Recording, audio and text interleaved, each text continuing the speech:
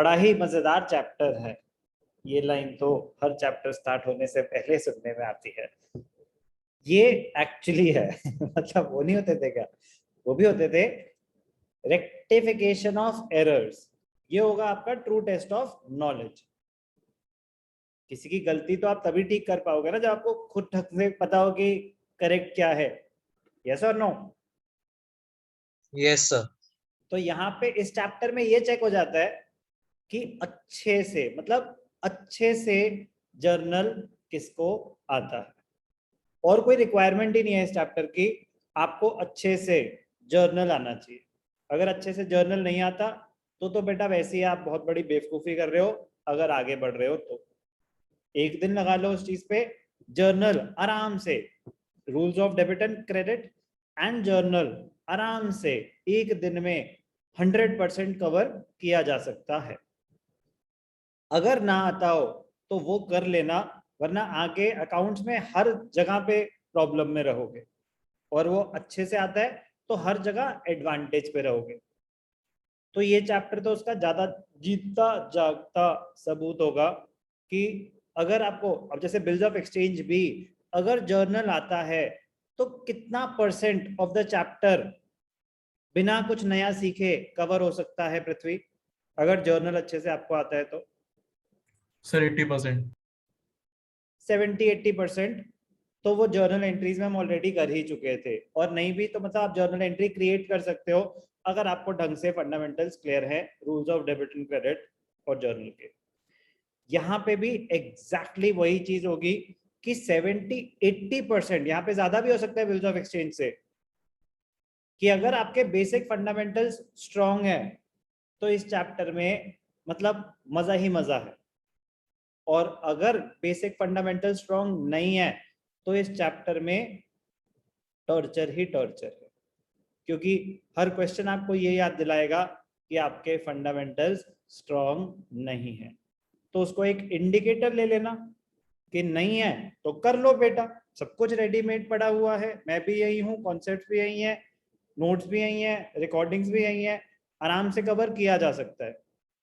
तो इसको as an indicator लेना कि अगर आप रेक्टिफिकेशन नहीं कर पा रहे तो मतलब पीछे के बेसिक्स क्लियर नहीं है, ध्यान रखना।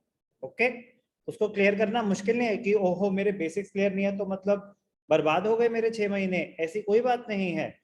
क्लियर नहीं है तो जितनी जल्दी पता चल जाए अभी भी उस चीज को आप रेक्टिफाई कर सकते। चलो स्टार्ट करेंगे रेक्टिफिकेशन ऑफ एरर्स। बट एक चीज बता दूं कि रेक्टिफिकेशन कोई इंसान तब तक नहीं कर सकता जब तक उसको खुद ना पता हो कि किसी भी चीज की करेक्ट ट्रीटमेंट क्या थी। आप किसी की गलती आइडेंटिफाई कर रहे हो तो वो तो तभी पॉसिबल होगा ना जब आपको खुद पता हो कि सही क्या था, इसने क्या गलती करी, अब इसको मैं रेक्टिफाई कैसे करूंगा। सबसे सबसे चैलेंजिंग चैप्टर ये होगा उनके लिए जिनके फंडामेंटल्स वीक नहीं है, वीक है। जिनके स्ट्रॉन्ग हैं उनके लिए ये कुछ भी नया नहीं होगा। मतलब इतना सिंपल चैप्टर होगा ना, वो आपको खुद ही पता चल जाएगा कि वाह ये तो मतलब हमारी बेसिक नॉलेज के और फ्री के मार्क्स मिल रहे हैं। ऐसा बहुत जगह होगा, बिल्स ऑफ एक्सचेंज में भी काफी हद तक था, यहाँ पे उससे भी ज्यादा है। चलो, trial balance. What is a trial balance? It is a statement of debit and credit balances of all the ledger accounts. Accounting process identification measurement हो गई, फिर होती थी रिकॉर्डिंग। रिकॉर्डिंग कहाँ होती थी? Journal and subsidiary books. फिर उसके बाद होती थी classification into the ledger accounts, posting. Ledger के बाद बनता था ट्रायल बैलेंस। तो what is a trial balance? It is a statement of debit and credit balances of ledger accounts and is prepared to check the arithmetical accuracy of books of account. Purpose क्या होता है trial balance का? To check the arithmetical accuracy. The total of the debit balances of the trial balance should be equal to the credit balances. Total debits should be equal to total credits. This is based on the principle that in double entry system, for every debit there is a corresponding credit of equal amount and vice versa. However, a matched trial balance is not a conclusive proof of complete correctness of the books of accounts. Trial balance, a statement showing closing balances of the ledger accounts. Debit balances होंगे, credit balances होंगे. Total debits और total credits match करने चाहिए. अगर वो match कर रहे हैं तो इसका मतलब कोई भी arithmetical error नहीं है. इसका मतलब कोई भी arithmetical error नहीं है, but कोई और error हो सकता है. तो ये लाइन इंपॉर्टेंट है कि बस मैच करना डेबिट्स और क्रेडिट्स कोई कंक्लूसिव प्रूफ नहीं है कि आपके जो बुक्स ऑफ अकाउंट्स हैं वो कंप्लीटली करेक्ट है.